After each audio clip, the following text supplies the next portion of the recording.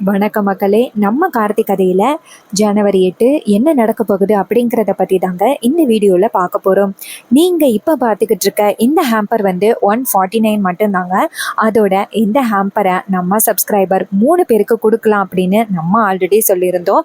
So கமெண்டில் எஸ்ன்னு மறக்காமல் கமெண்ட் பண்ணுங்கள். எஸ்ன்னு கமெண்ட் பண்ணுற எல்லாரையும் ரேண்டமாக 3 பேரை செலக்ட் பண்ணி அவங்களுக்கு இந்த கிஃப்டை நம்ம ஷேர் பண்ணலாம். அண்ட் உங்களுக்கு எந்த ஹேம்பர் வேணும் அப்படின்னு நினைச்சீங்கன்னா மறக்காம கமெண்ட்ல சொல்லுங்க. 149 rupees மட்டும்தாங்க. என்னுடைய சின்ன ஷாப்புக்கு நீங்க சப்போர்ட் பண்ணுங்க. சரி வாங்க வீடியோல என்ன நடந்துச்சு அப்படிங்கிறத இப்ப நம்ம பார்ப்போம். ஈஸ்வரி வந்துட்டு அவங்க தங்கச்சிய வீட்டை விட்டு வெளியில அனுப்பின பிறகு ஈஸ்வரிக்கு ஒரே கவலையா இருக்கு. அவங்களோட ரூம்ல போயிட்டு உட்காந்துருக்காங்க. ராஜா நேரா ஈஸ்வரி கிட்ட போயிட்டு, இங்க பாரு, ஏற்கனவே மாப்பிள்ள உன்கிட்ட பல தடவை சொன்னாரு, உன் தங்கச்சி என்னெல்லாம் பண்ணிக்கிட்டு இருக்கா அப்படிங்கறத பத்தி உன்கிட்ட சொன்னாரு. ஆனா நீ கொஞ்சம் கூட கேட்கவே இல்லை. இப்பயாவது உன் தங்கச்சி என்னெல்லாம் பண்ணிருக்கிறா அப்படிங்கறத பத்தி நீ புரிஞ்சுக்கிட்டியா?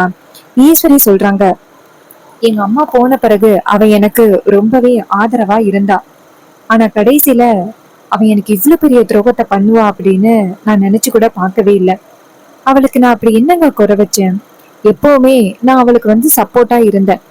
எல்லா பிரச்சனையிலிருந்தும் அவளுக்கு நான் பாதுகாத்தேன். ஆனா அவளுக்கு அந்த சிவனாண்டி தான் முக்கியம். அவன் எத்தனை தடவை என்னை காலி பண்றதுக்காக ட்ரை பண்ணியிருக்கான். ஆனா அவ எல்லாத்தையுமே மறந்துட்டு அவனுக்கு அந்த அளவுக்கு அவ உதவி பண்ணிக்கிட்டு இருக்கா. எனக்கு கொஞ்சம் கூட நம்பவே முடியலங்க. என் தங்கச்சியா இப்படி பண்ணா அப்படின்னு என்னால கொஞ்சம் கூட நம்பவே முடியல. அதுக்கு அவர் சொல்றாரு, இங்க பாருமா, உன்னோட நியாயம் எனக்கு நல்லாவே புரியுது. உன் தங்கச்சி இப்படி பண்ணிருக்கவே கூடாது. நீ வந்துட்டு அவளுக்கு அந்த அளவுக்கு வந்து சப்போர்ட்டா இருந்திருக்கிற. ஆனா அவ இப்படி பண்ணிருக்கவே கூடாது அப்படின்னு எனக்கு நல்லாவே புரியுது. ஆனா இப்ப அத நினைச்சு என்ன பண்றது? உன் தங்கச்சி எப்படிப்பட்டவ அப்படின்னு உனக்கு தெரிஞ்சு போச்சு. அவளையும் இந்த வீட்டை விட்டு அனுப்பியாச்சே சிவனாண்டி கூட.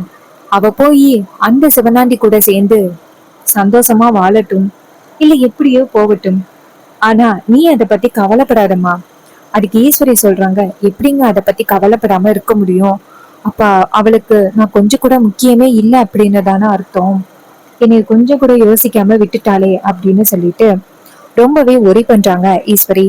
அப்ப ராஜா சொல்றாரு, இங்க பாரு, மாப்பிள்ளைய பத்தியா, அவருதான் உனக்கு துரோகம் பண்ணாரு அப்படின்னு நினைச்சு நீ பேசுன. ஆனா மாப்பிள்ளை வந்துட்டு உனக்கு எல்லா வகையிலையும் உதவிதான் பண்ணியிருக்காரு. என்னைக்குமே அவர் உனக்கு நம்பிக்கை துரோகம் பண்ணது கிடையாது. நம்பிக்கை துரோகம் பண்ணணும்னு நினைச்சதும் கிடையாது. ஆனா அவர் வந்துட்டு ஒரு பொய் சொல்லிட்டாரு அப்படிங்கிறதுக்காக நீ அவர் மேல இன்னுமே கோவமா இருக்க. ஆனா மாப்பிள்ளை என்னைக்குமே பொய் சொன்னதே கிடையாது. கொஞ்சமாவது யோசிச்சு பாரு. மாப்பிள்ளை எப்பவுமே நம்ம எல்லாருமே நல்லா இருக்கணும் அப்படின்னு தான் நினைச்சிருக்காரு. உன்னைய அந்த சிவனாண்டி பைய எத்தனை தடவை காலி பண்ண வந்தான் அப்படிங்கிறது உனக்கு நல்லாவே தெரியும். அந்த பிரச்சனை எல்லாத்துல இருந்துமே காப்பாத்தினது யாரு? மாப்பிள்ளை தானே. ஆனா உன் தங்கச்சிக்கும் இதுல கொஞ்சம் பங்கு இருக்கு அப்படிங்கிறது உனக்கு தெரியுமா? அந்த சிவனாண்டி கூட சேர்ந்துக்கிட்டு உன்னையவே காலி பண்றதுக்கு நிறைய டைம் முயற்சி பண்ணான். மாப்பிள்ளை தான் எல்லாத்துல இருந்தும் உன்னை காப்பாத்தினது. இது கேட்டதும் ஈஸ்வரிக்கு ரொம்பவே சோகமா இருக்கு. என் தங்கச்சி இப்படி பண்ணுவா அப்படின்னு நான் நினைச்சு கூட பார்க்கவே இல்லைங்க அப்படின்னு. அதுக்கு ராஜா சொல்றாரு, இங்க பாருமா, அத பத்தியெல்லாம் நீ கவலைப்படாதமா அப்படின்ட்டு. அப்ப ரேவதி, ரோகிணி எல்லாரும் வராங்க. வந்துட்டு நேரா ஈஸ்வரிய பார்த்து, அம்மா என்னம்மா இப்படியே இருந்தீங்கன்னா எப்படிமா? இங்க பாருங்க, அவங்க போனா போகட்டும். அவங்களுக்கு அவங்க ஹஸ்பண்ட் கூட தான் சேர்ந்து வாழணும் அப்படின்னு ஆசையா இருக்கு போல. அவங்கள அனுப்பிடலாம். அதுக்கு ஈஸ்வரி சொல்றாங்க, இங்க பாருடி, அது என்கிட்ட அவ ஸ்ட்ரைட்டா சொல்லியிருந்தா நான் அப்பவே அனுப்பியிருப்பனே. ரோகிணி சொல்றாங்க, எப்படிமா அனுப்புவீங்க? இப்ப கூட உங்களுக்கு பாட்டியோட பேரை அப்படிங்கறதுக்காக அவரை சுத்தமா பிடிக்கல.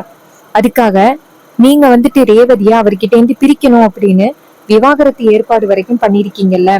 அதே மாதிரிதான் சித்தியும் நினைச்சிருப்பாங்க. எப்படியும் அக்கா நம்ம புருஷன் கூட சேர்ந்து வாழ விட மாட்டா. அதனால நம்ம ரகசியமாவே போய் சந்திப்போம் அப்படின்னு அவங்க முடிவு பண்ணிட்டாங்க. அந்த சிவனாண்டியோட இன்ஃப்ளூயன்ஸ்னால உங்களையும் சித்தி வந்துட்டு பல முறை உங்களை பிரச்சனையை கொடுக்கறதுக்கு ட்ரை பண்ணியிருக்காங்க. ஸோ இது எல்லாமே உங்களாலதாமா நடந்தது. உங்களுடைய கோபத்தினாலதான் நடந்தது. நீங்க சாதாரணமா சித்தியை விட்டுருந்தீங்கன்னா அவங்க அவங்க புருஷன் கூட சேர்ந்து வாழ்றதுக்காக முயற்சி பண்ணியிருப்பாங்க. பட் நீங்க தாம்மா இது எல்லாத்துக்கும் காரணம் அப்படின்னு சொன்னதும் ஈஸ்வரிக்கு ரொம்பவே ஷாக்கிங்காக இருக்குது. இது எல்லாத்தையுமே என்னால் நம்ப முடியலை. என் தங்கச்சி எனக்கு இவ்வளோ பெரிய துரோகத்தை பண்ணிட்டாளே அப்படின்னு எனக்கு வேதனையாக இருக்குது. அதுக்கு வில்லி சொல்கிறாங்க, ஹீரோ சொல்கிறாரு, இங்கே பாருங்க அத்தை, நீங்கள் அதை பற்றியெல்லாம் கவலைப்பட வேணாம் அப்படின்னு சொல்ல ஈஸ்வரி வந்துட்டு அமைதியாக இருக்கிறாங்க. இன்னொரு பக்கம் நேராக அவங்களோட ஃபோட்டோ கிட்ட போகிறாங்க. அங்கே போயிட்டு நேராக அவங்க அம்மாவோட ஃபோட்டோவை பார்த்து, அம்மா, சந்திரா ஏன் இப்படி மாறினா அப்படின்னு எனக்கு இப்போ கூட புரியவே இல்லை. அவள் எதுக்காக இப்படி பண்ணுறா அப்படின்னு எனக்கு தெரியல. என் வாழ்க்கையில் வந்துட்டு அவள் வந்து ரொம்பவே எனக்கு முக்கியமாக இருந்தா. ஆனால் அவள் அந்த சிவனாண்டிக்கு உதவி பண்ணணும் அப்படிங்கிறதுக்காக உங்களுக்கு அவங்க எவ்வளோ பெரிய துரோகத்தை பண்ணியிருக்காங்க. ஸோ இதுக்கப்புறமும் நீங்கள் அவங்கள பற்றி நினச்சி எந்தவித பிரயோஜனமும் இல்லை. எல்லாத்தையும் மறந்துட்டு உங்களுடைய வேலையை பாருங்கத்த அப்படின்னு சொன்னதும் ஈஸ்வரி வந்துட்டு அமைதியா இருக்கிறாங்க. ராஜா சொல்றாரு, இங்க பாரு ஈஸ்வரி, மாப்பிள்ளை சொல்றது சரிதான். நீ அதையெல்லாம் யோசிச்சு பார்த்து எந்தவித பிரயோஜனமும் கிடையாது. அதனால நீ வந்துட்டு உன் பொண்ணுங்களோட வாழ்க்கையை மட்டும் யோசிச்சு பாரு. இதை கேட்டதும் ஈஸ்வரி சொல்றாங்க, சரிங்க அப்படின்னு சொல்லிட்டு ரொம்ப சோகமா உட்காந்துருக்காங்க. அப்புறமா அந்த வில்லியோட குரூப்பை காமிக்கிறாங்க. அப்போ வில்லன் சொல்றாரு, அந்த டிரைவர் பையன் திடீர்னு வந்து ஈஸ்வரிய கூட்டிட்டு வருவான் அப்படின்னு நான் கொஞ்சம் கூட எதிர்பார்க்கவே இல்லை. பாவம் சந்திரா, அவ அந்த வீட்டுல இருக்கிறதுனாலதான் அங்க நடந்த பல விஷயங்களை நம்ம தெரிஞ்சுக்கிட்டோம். ஆனா இப்போ அவ இங்க வந்ததுனால அந்த வீட்டுல என்ன நடக்குது அப்படிங்கறத பத்தி நமக்கு எதுவுமே தெரியாம இருக்க போகுது. இப்போ என்ன பண்றது அப்படின்னு சொல்லி ஒருத்தர் டிஸ்கஸ் பண்ணிக்கிட்டு இருக்காங்க. அதுக்கு வில்லி சொல்றாங்க, உங்களுக்கு அதுதான் பிரச்சனையா? அக்கா காரி இப்ப என் மேல பயங்கர கோவத்தோட இருப்பா. அவ கண்டிப்பா என்ன சும்மா விட மாட்டா. இப்போ அதுக்கு என்ன பண்றது அப்படிங்கிற வழியை மட்டும் சொல்லுங்க அப்படின்னு சொல்ல அதுக்கு வில்லன் சொல்றாரு, இங்க பாரு, அதெல்லாம் எப்படியாவது ஈஸ்வரியோட கால்ல கையில விழுந்தாவது அவள்கிட்ட மன்னிப்பு வாங்கிடலாம். அதுக்கு வில்லி சொல்றாங்க, இங்க பாருங்க, அப்படியெல்லாம் நடக்கிறதுக்கு வாய்ப்பே கிடையாது. அக்காவை பத்தி என்ன நினைச்சுக்கிட்டீங்க? அவ டக்குன்னு எல்லாத்தையுமே மறந்துடுவா அப்படின்னு நீங்க நினைச்சுக்கிட்டு இருக்கீங்களா? அவள்லாம் டக்குன்னு மறக்கிற ஆளே கிடையாது. இங்க பாருங்க, அந்த டிரைவர் பையன் மேல எவ்வளவு பாசம் வச்சிருந்தா. ஆனா பொசுக்குன்னு அவனோட உண்மை தெரிஞ்சதோட அவ பயங்கர கோவமாகிட்டா பத்தியா. அவனையே இந்த வீட்டை விட்டு துரத்திட்டா. சோ அதே மாதிரி என்னையும் துரத்திட்டா. இப்ப வரைக்கும் என் மேல கோவமா இருக்கா. அவ கண்டிப்பா என் என் மேல உள்ள கோவம் அவளுக்கு குறையறதுக்கு வாய்ப்பே இல்லை. நான் ரொம்ப பெரிய பிரச்சனையில சிக்கிக்கிட்டேன். அத்தை சொன்னாங்க அப்படிங்கிறதுக்காக நான் வந்திருக்க கூடாது. ஏன்னா அந்த டிரைவர் பையன் என் மேல ஏதாவது ஒரு வாய்ப்பு கிடைக்குமா, என்ன பத்தி அக்கா காரி கிட்ட போட்டு கொடுக்கலாமா அப்படின்னு காத்துக்கிட்டு இருந்தான். அதே மாதிரி அவனுக்கு ஒரு வாய்ப்பும் கிடைச்சிருச்சு. இப்போ எனக்கு என்ன பண்றதுன்னு தெரியல, ஒரே கவலையா இருக்கு அப்படின்னு சொல்ல அதுக்கு சிவனாண்டி சொல்றாரு, இங்க பாரு, கவலைப்படாத, பாத்துக்கலாம் அப்படின்னு சொல்லி பேசுறாங்க. காளியம்மா சொல்றாங்க, மவனே, கண்டிப்பா அந்த ஈஸ்வரி உஷாராகிருவா. இனிமே நம்ம என்ன பிளான் பண்ணாலும் அதுல இருந்து தப்பிக்கிறதுக்கு தான் பாப்பா. சோ நம்ம அடுத்த பிளான் கொஞ்சம் ஸ்ட்ராங்கா பண்ணணும். அதுக்கு சிவனாண்டி சொல்றாரு, இங்க பாருங்க அத்தை, இதுக்கு மேலேயே நம்ம பிளான் பண்ணி எந்த வித பிரயோஜனமும் இல்லைன்னு தோணுது. அந்த வீட்டுல என்ன நடக்குது அப்படிங்கறத தெரிஞ்சுக்கிறதுக்காக சந்திராவை வச்சிருந்தோம். இப்போ அந்த சந்திராவும் இங்க வந்துட்டா. எனக்கு என்னமோ இதுல எந்த வித பிரயோஜனமும் இல்லைன்னு தோணுது. பேசாப்ல அந்த பழி வாங்குறது எல்லாம் விட்டுட்டு நானும் சந்திராவும் எங்களுடைய வாழ்க்கைய ஆரம்பிக்கலாம் அப்படின்னு எனக்கு தோணுது. இது கேட்டதும் காளியம்மா சொல்றாங்க, என்ன மவனே இப்படி சொல்ற? அதுக்கு அவர் சொல்றாரு, ஆமா சித்தி, இதுக்கு மேலேயும் நாங்க வந்துட்டு தேவையில்லாம அவளை பழி வாங்கணும் அப்படின்னு ட்ரை பண்றதுல எந்தவித பிரயோஜனமும் இல்லை அப்படின்னு தோணுது. இது கேட்டதும் ரொம்பவே ஷாக் ஆகுறாங்க காளியம்மா. அப்போ காளியம்மா நினைக்கிறாங்க, ஸோ இதுக்கப்புறம் இவங்களை நம்பி எந்தவித பிரயோஜனமும் இல்லை அப்படின்னு தெரிஞ்சு போச்சு. ஸோ நம்மளாதான் ஏதாவது முடிவு பண்ணணும் அப்படின்னு காளியம்மா நினைக்கிறாங்க. அதுக்கப்புறம் வில்லி நேரா அவங்க ஹஸ்பண்டை பார்த்து, ஆமாங்க, நீங்க சொல்றது சரிதான்.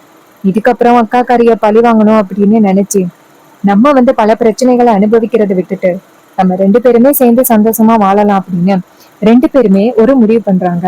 சோ இந்த கதை உங்களுக்கு பிடிச்சிருந்துச்சுன்னா இந்த வீடியோவுக்கு மறக்காம லைக் பண்ணிக்கோங்க. நீங்க லைக் பண்றதுதான் எங்களுக்கு அடுத்து வீடியோ போடுறதுக்கு ரொம்பவே இன்ட்ரெஸ்டிங்கா இருக்கும். ஸோ மறக்காம லைக் பண்ணிட்டு இந்த வீடியோவை பாருங்க. இதே மாதிரி வேற ஏதாவது ஒரு கதையில பார்ப்போம். தேங்க்யூ ஃபார் வாட்சிங்.